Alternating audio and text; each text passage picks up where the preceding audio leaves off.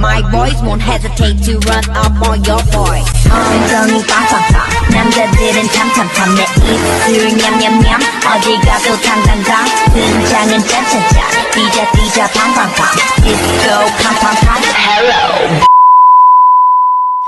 Hi and Assalamualaikum. We are from IP2467G. We would like to present about port construction in Sohar Port. So, let's begin the presentation.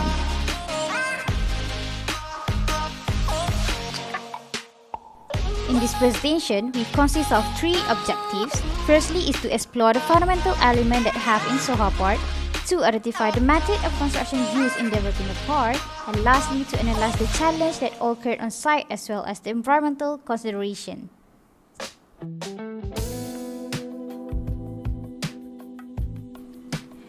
Great trading empires throughout history have come and gone, yet trade in Oman remains stronger today than when it first began over 1,900 years ago. This is due to immense vital location and to an extraordinary modern-day vision to overcome impossible odds. This is Sohar Port and Free Zone. From ancient part of the classical world to an extraordinary part of the modern world, Sohar Port and Free Zone is a deep sea port, bridging civilization between east and west. There are few fundamental elements that consist in Sohar Port, such as bulk iron ore jetty, a port administrative office, oil terminal, dry dock, floating crane, and a docks. Okay, we continue with the system related for Sohar Port construction. Firstly, quay wall construction. The berth structure in Sohar Port is used to accommodate to provide space for a specific vessel or a group of ships as well as cargo handling operations.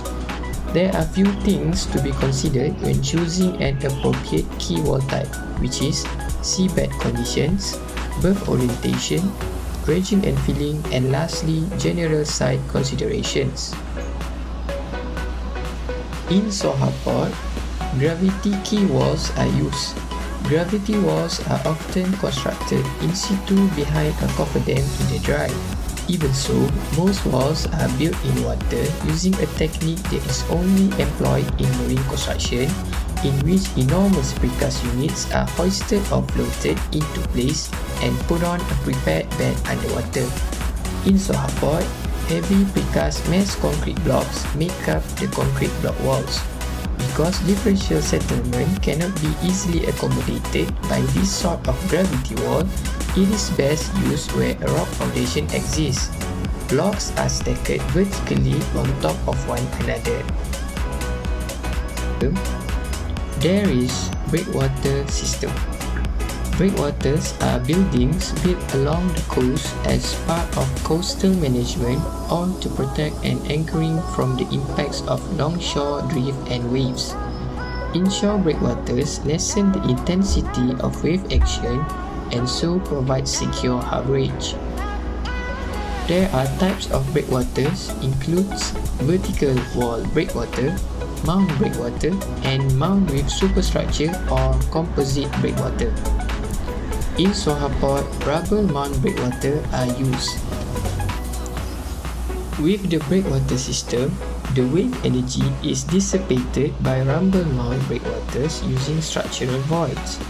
Rubber mount breakwaters in Sohar Port are made out of pile of stones that are roughly sorted by unit weight, with smaller stones serving as the core and larger stones serving as an armor layer to defend the core from wave attack. The majority of the energy is absorbed by rock or concrete armor units on the exterior of the structure, while gravels or sands prevent the wave energy from passing through the breakwater core.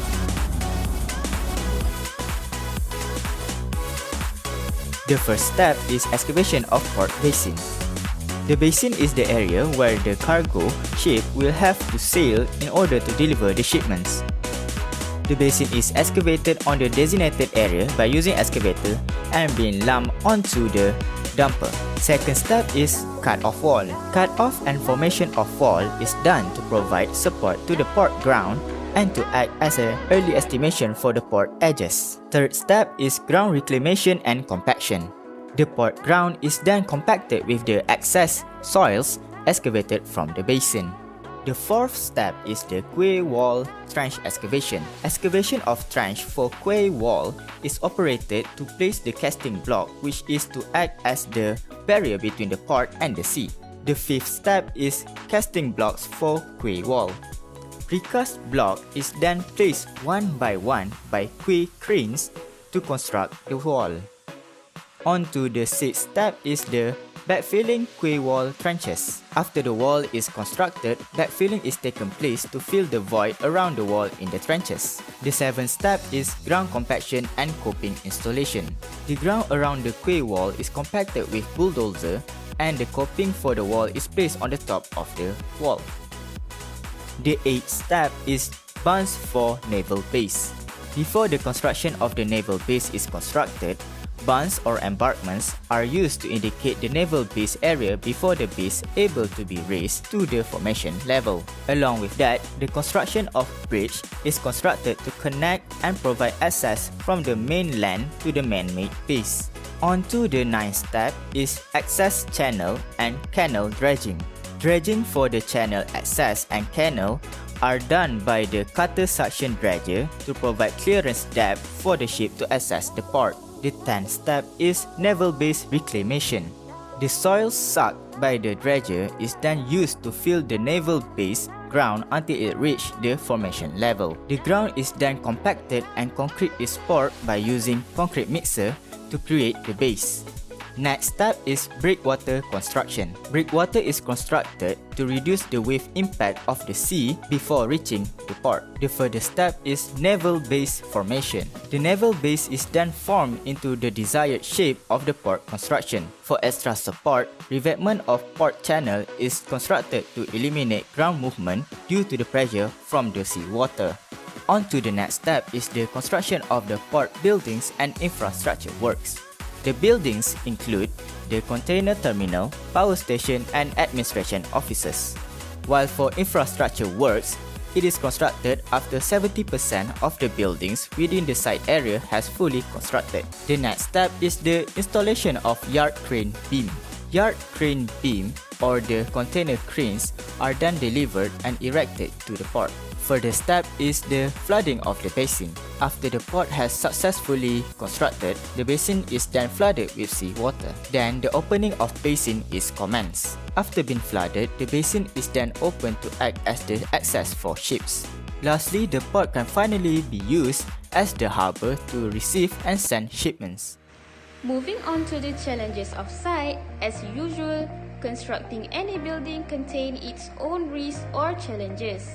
As listed in this slide, these are the challenges faced during the construction of Sohar Port.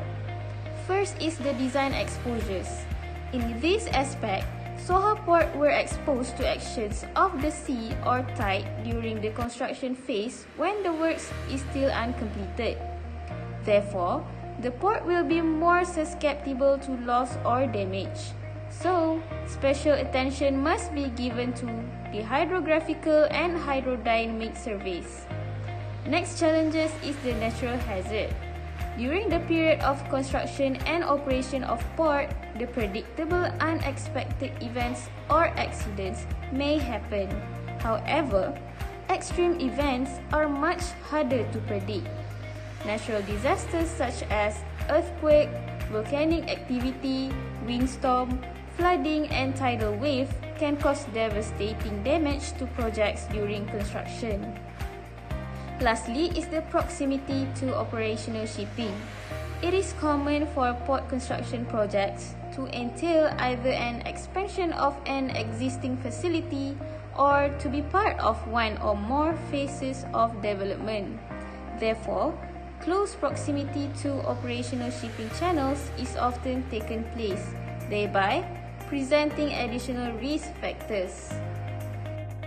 Hi, now let's proceed with environmental consideration for Sohar Port.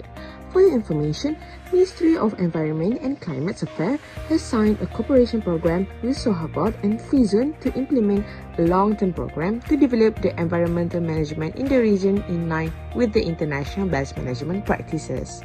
For Sohar Port part, what we can conclude from the effect towards the marine by the construction are consist by 8 types, which are coastal hydrology, greenhouse emission, oil and chemical spills, release of ballast water that containing aquatic invasive species, noise pollution, underwater noise pollution, and air pollution.